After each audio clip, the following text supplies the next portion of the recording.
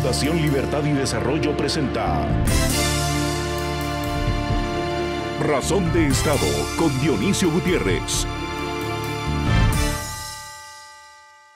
En esos días de frío y agenda vacía, subí a una montaña para hacer el intento que permiten las alturas de tomar perspectiva para entender mejor el mundo en que vivimos. Y me encontré con un viejo filósofo que lleva 60 años estudiando los vaivenes, los dolores y las frustraciones de América Latina. Me decía con optimismo, somos el continente del futuro, y cerraba menos contento en un presente que nunca pasa.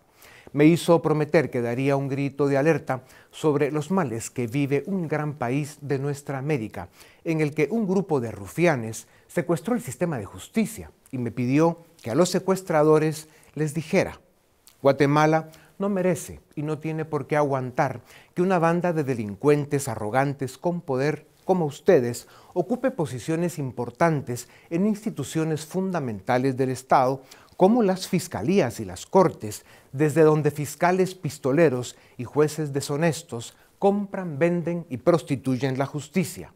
Un país sin justicia o con la justicia del sicario que ustedes imponen no es país. Es un territorio donde se aplica la ley del que se cree más fuerte, pero váyanse con cuidado. Ustedes están muy lejos de ser lo que se creen que son. Guatemala es una nación de gente paciente y tolerante, pero no tiene una gota de tonta y mucho menos de cobarde. Ustedes, sicarios de la justicia, además de fabricar evidencia, retorcer leyes y servir a sus capos persiguiendo inocentes, a quienes consideran enemigos de su organización criminal, tienen su propio medio de comunicación, si se puede llamar así, a eso que hacen ustedes desde unas cuentas anónimas, mercenarias y cobardes, donde mienten, amenazan y difaman, según ustedes, para inhibir, silenciar o intimidar a críticos y opositores, pero solo hacen el ridículo.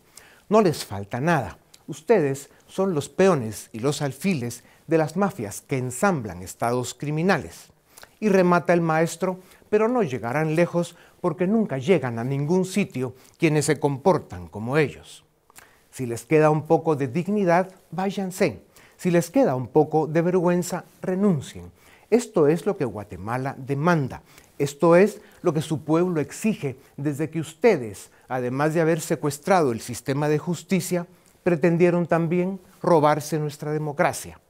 Ténganlo claro, en Guatemala encontrarán siempre a un pueblo valiente y decidido a luchar por su dignidad, a defender su democracia y a morir por su libertad. 2024 será el año de más elecciones en la historia de la democracia en el mundo. La mitad de la especie humana vive en geografías que celebrarán elecciones. En el continente americano, Estados Unidos y México cambiarán de gobierno, y por su tamaño y relevancia, lo que sus pueblos decidan en las urnas marcará el futuro político del planeta. En Guatemala, las autoridades electas tomarán posesión el próximo 14 de enero, gracias a su pueblo valiente y a pesar de múltiples intentos de golpe e imposición de un Estado criminal, operado por la corrupción y el narcotráfico, que tienen secuestrada la presidencia y espacios importantes del Congreso y el sistema de justicia. Por un lado, el nuevo gobierno guatemalteco enfrentará desafíos de seguridad jurídica y estabilidad democrática extraordinarios. Y por el otro, el precedente que se asiente en la cabeza de Centroamérica marcará el rumbo de la región. Si la fuerza y el prestigio político de una nación están en su sistema de justicia y en su Congreso, Guatemala está débil y en peligro, y su dignidad republicana está en entredicho. La sobrevivencia del nuevo gobierno depende de que encuentre los mecanismos legales y cívicos para forzar la renuncia de la incompetente y autoritaria fiscal general, de los fiscales cómplices y de los jueces prevaricadores. Los grupos que hoy dominan en los tres poderes del Estado guatemalteco responden a los intereses de un Estado autoritario y criminal, no a un Estado democrático de derecho que respeta el principio de la República Constitucional, que es la división de poderes. Por eso, si Guatemala quiere rescatar su democracia, su nuevo gobierno y los ciudadanos tendrán que unirse en un gran esfuerzo cívico. Y lo primero que deben exigir es la renuncia de Porras, Curruchiche y sus cómplices. 2024 llega con retos formidables para América Latina. En Ecuador, el joven Daniel Noboa asumió la presidencia por un periodo de 18 meses, enfrentando al correísmo, la corrupción y el narcotráfico, que son más o menos lo mismo. En Argentina, contra viento y marea, Javier Milei, con la bandera de la libertad, intenta hacer el milagro de rescatar una economía quebrada y sobreregulada por el destructivo peronismo, corrupto y populista. Por el bien de América Latina, Noboa y Milei deben resistir y demostrar al mundo que la democracia liberal, con sus imperfecciones, es el único sistema que desarrolla naciones. En el plano electoral, en junio, el pueblo mexicano tendrá la oportunidad de recuperar su libertad y su futuro con Xóchitl Gálvez, o condenará a México al populismo corrupto y autoritario que representa Claudia Sheinbaum, la candidata de AMLO. Y en Estados Unidos, preocupan de sobremanera las dos opciones que, hasta este momento, parece que competirán por la presidencia de la nación más poderosa del planeta. Ucrania, Taiwán e Israel. El debilitamiento de la democracia en el mundo como marco de convivencia. Una economía global insuficiente. Alta conflictividad global y los desafíos de la inteligencia artificial harán de 2024 un año volátil y peligroso. Un año para aprender y recordar. Por eso, sentar precedentes de democracia republicana, justicia y libertad, allá donde se pueda, es de suma importancia. Por eso, la cabeza de Centroamérica debe limpiar su ministerio público, sus cortes y su Congreso. Por eso, Noboa en Ecuador y Milei en Argentina deben tener éxito en sus presidencias. Por eso, México debe elegir bien y Estados Unidos debe regresar a la racionalidad política para volver a ser el faro global de democracia, justicia y libertad. Estas son las victorias que el mundo necesita en 2024 para devolver a los pueblos el derecho a la esperanza y para la gloria de la libertad. Los continentes de nuestro planeta inician un nuevo año con más problemas de los que quisiéramos, pero también con oportunidades. Sin embargo, hay países que han venido acumulando una serie de errores, de tareas pendientes o incluso acciones premeditadas con mala fe y con intenciones incluso criminales, de las que vamos a revisar un poco en estos primeros días del año para básicamente exponer las amenazas y buscarle soluciones.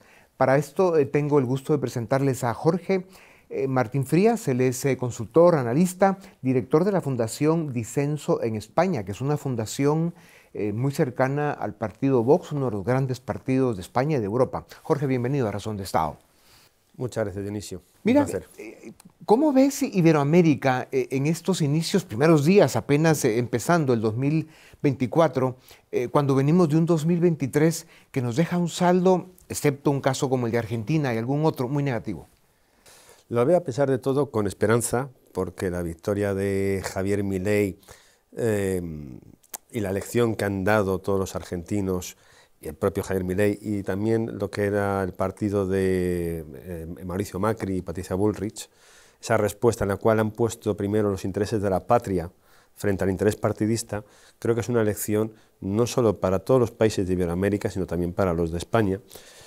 Y a pesar de que la región se encuentra en un momento muy complicado, Argentina es un país muy importante dentro de toda Sudamérica.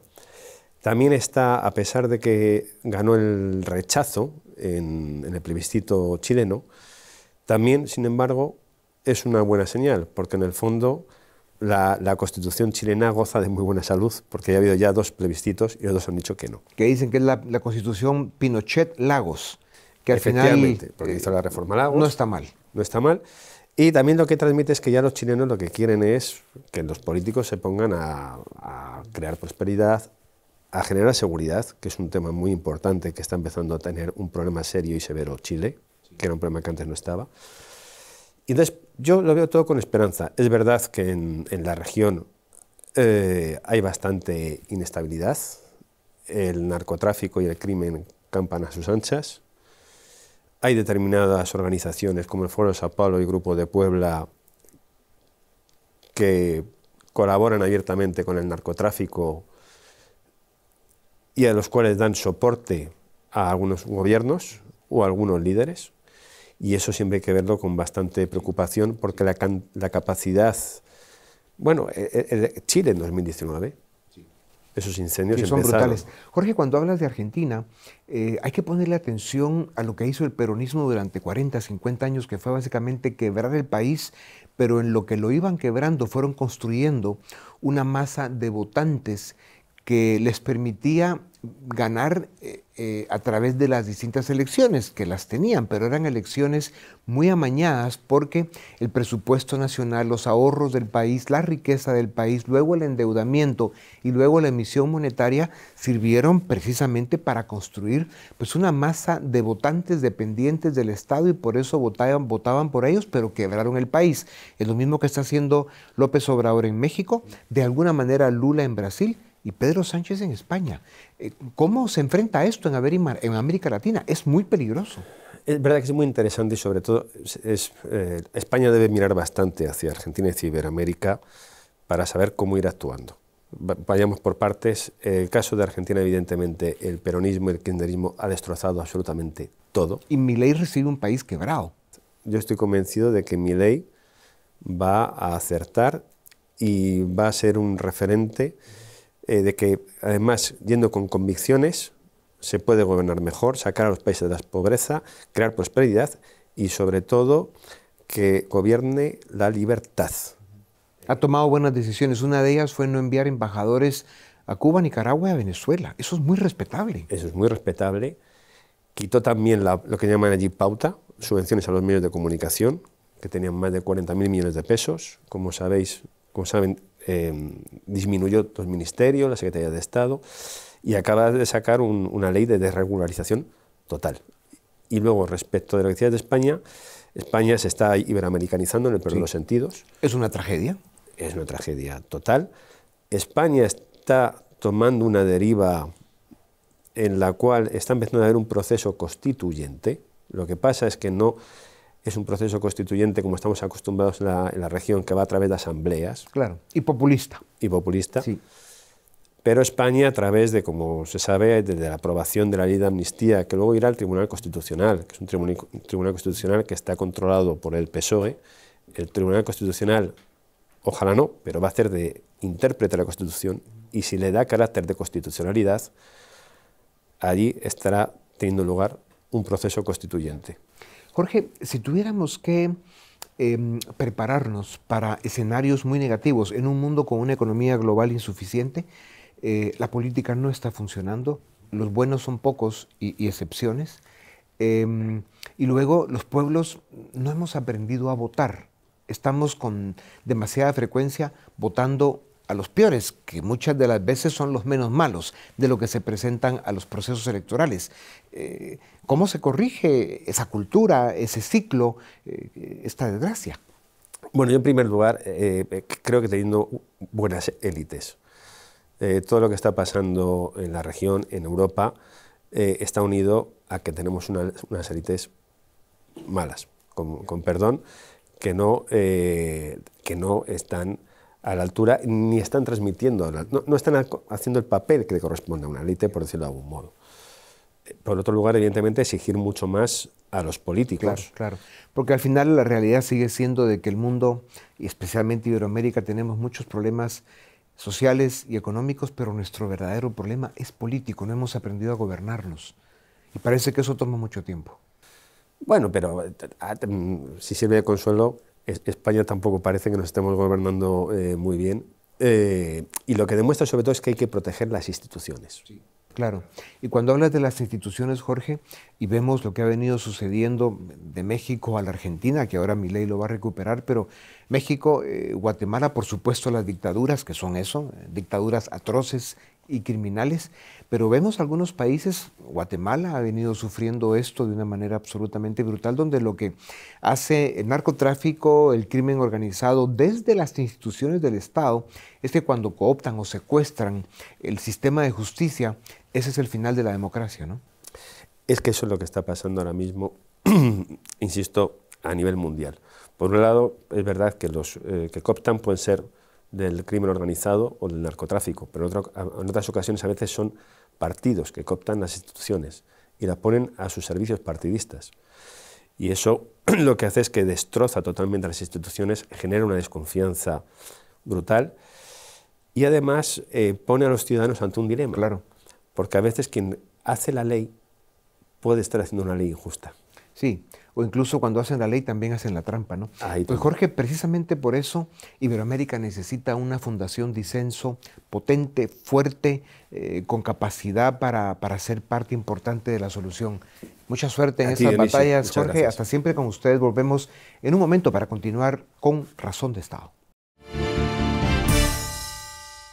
Sí es cierto que el principal problema del mundo es político, de gobernanza, que lo es, y que esto es lo que genera una serie de problemas sociales y económicos que le hacen mucho daño a la especie humana, pues hay que hablar del problema de fondo, que es la política. Y para esto tengo el gusto de presentarles al doctor Eduardo Fernández.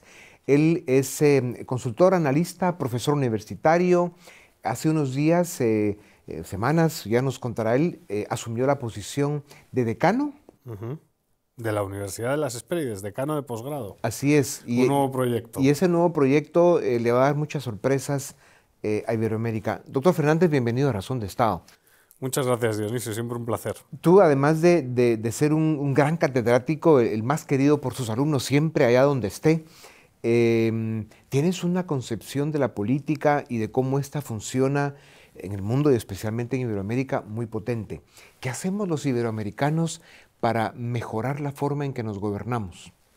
Bueno, efectivamente, y es algo que hemos hablado muchas veces y creo que sigue siendo una asignatura pendiente, el gran reto de Iberoamérica es recuperar la política, ¿no? ¿Por qué? Porque hemos dejado la política en manos de organizaciones criminales, en manos de narcos, en manos de corruptos. Entonces esa asignatura pendiente sigue estando ahí y es un reto de primer nivel para todos, para toda la sociedad, claro, para las élites y para la ciudadanía en general, ¿no? Claro, y las élites en especial que viven mucho en sus burbujas y aisladas del quehacer político, no se están dando cuenta que se están quedando sin países, lo cual a la élite económica les podría hacer que se paren quedando sin empresas, a la élite académica sin universidades y a la sociedad civil en general pues sin las libertades y los derechos que una sociedad necesita. Es que nadie es consciente del valor que tiene la política de calidad, del valor que para la sociedad en su conjunto,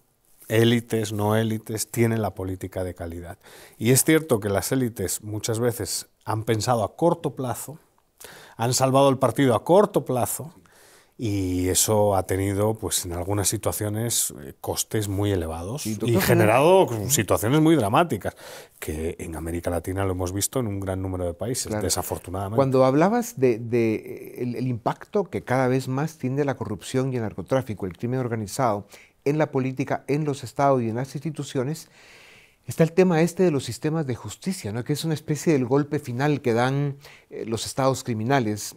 Dicho esto, de cuando hay grupos criminales que van contaminando las instituciones, el último golpe es la justicia. Y hemos visto cómo en México, en Guatemala, las dictaduras, por supuesto, que son estados criminales totales. Ecuador, con un nuevo gobierno, pero también con una amenaza muy grande por la corrupción, el narcotráfico y la contaminación al sistema de justicia, y así para el sur. ¿Qué deben hacer los países para rescatar esa parte del Estado que es esencial para seguir siendo una democracia? En primer lugar, presionar a las autoridades por la defensa de la división de poderes, esa que está erosionándose cada día más, desapareciendo cada día más, porque efectivamente es cierto que la justicia es el último paso, ¿no?